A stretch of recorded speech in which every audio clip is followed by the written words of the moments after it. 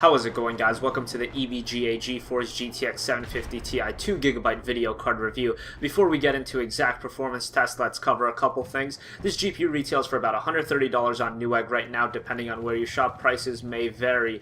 This is a 2GB video card, and to power this GPU, I would recommend at least something like a CX430. That's a pretty cheap entry-level power supply. You don't need anything crazy. Just don't put this with a 300-watt power supply. That's kind of dangerous. Yes, it might power on, but you're really running at the edge of things, and I would not recommend that at all. So keep in mind a CX430 as the baseline to power this thing. Couple other things real quick. This has one HDMI port, one display port, and then one DVI. So all of the following games will run at 1080p and with different settings. All the extra descriptions will be in the description box down below, like everything else that was on the build, CPU, RAM, and all that kind of stuff. That will all be in the description box down below, so check that out before you continue this video. Yeah, with that being said, let's get right into the performance tests.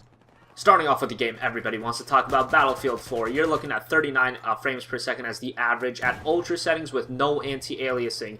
This means you're getting about 0.3 frame rates per dollar. Pretty good at Battlefield 4 for an entry-level video card. While playing, you are going to experience some dips under 30 if you're playing at some of the higher-end multiplayer maps. Just keep that in mind with a lot of explosions, so if you're not okay with that, you're going to have to lower the settings down from ultra to probably medium or high. But definitely a playable experience in Battlefield 4, even maxed out without anti-aliasing, of course, and like I said, 0.3 frames per second per dollar. Moving on to Borderlands 2, 52 frames per second is the average at ultra settings with no PhysX, so you're looking at 0.4 frames per second per dollar. Very playable experience. With PhysX on, you're going to look at 30 to 35 frames per second. In my opinion, without PhysX on, it's a way better experience, and I highly recommend playing on this GPU without PhysX. It's an incredible experience on Borderlands 2, very fluid gameplay. As far as dips go, I really didn't experience any dips under 40, so if you are okay with that, it's going to run perfectly fine. If you want to get a solid 60 all the time, think about lowering it to high or medium, and then you will get that solid 60, but this is definitely playable. A great experience on Borderlands 2.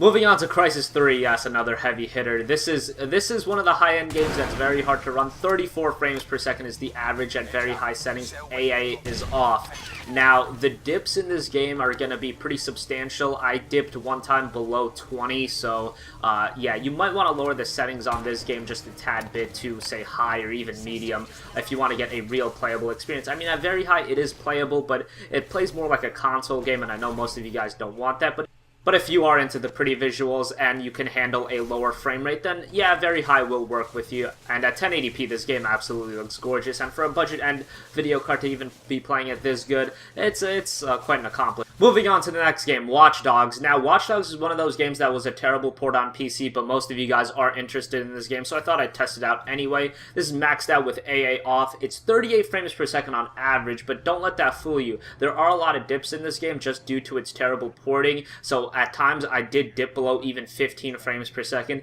Yeah, it's that bad, especially when you're driving. It gets pretty bad. Some of the recent patches have fixed it up, but it's by no means perfect yet, and experience some bugs when playing this game on any GPU. That's just not because of the 750 Ti. On any GPU, this game is just not a good port at all, but most of you guys are interested in this game, so I thought I would test it out. On average, you're getting about 0.29 frames per second per dollar, so it's a decent ratio, but again, you're going to be dipping a lot in this game, and it's not the kind of game where lowering the settings is really going to help. It's just a terrible port in general.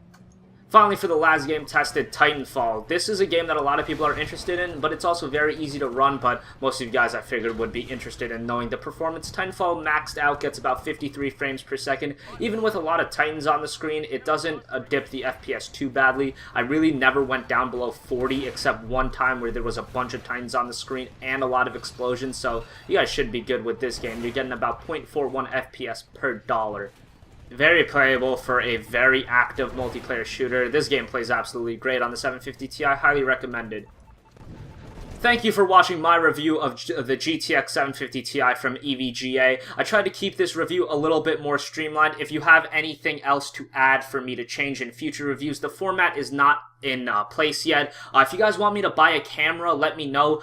The only camera I have right now is a flip video camera. It's an absolute piece of shit, so can't really do video right now. But if you guys want me to, I will invest in a decent, you know, $400, $500 camera, and we'll see what we can do from there on out. If you want to see any other reviews, just comment down below. I'll see what I can do. And if you guys want to see a camera, let me know. I will invest in one. And yeah, I will talk to you all later. And the 750 Ti is a pretty good GPU for the price. Highly recommend it. And I will talk to you all later. Goodbye.